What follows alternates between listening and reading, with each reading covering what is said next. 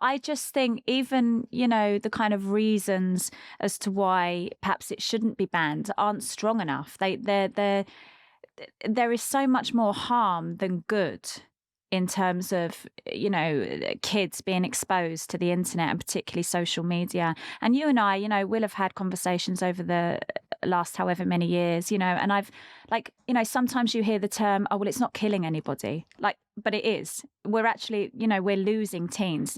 Children are killing themselves because of what's playing out on social media. And I just think, like, if that isn't reason enough, like, I don't actually know what is. They're exposed to so much. They're exposed to harmful content, adult content. They're depressed. Like, statistically, they're more depressed. Sextortion. Do you want to explain sextortion for those who... Yeah. So sextortion is like, it's interesting because we're hearing more about this now.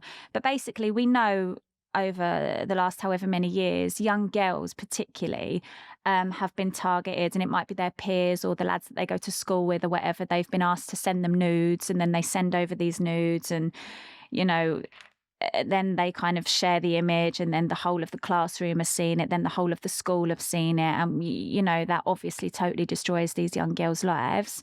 Yeah, it's really interesting. I mean, I think there's, as you said, there's loads of examples as to why this makes sense. And I think, kind of looking at, there's been a kind of notable rise in kind of mental health issues amongst young people. A 2022 meta-analysis found that each extra hour of social media use was associated with roughly a 13% increase in a risk of depression amongst adolescents.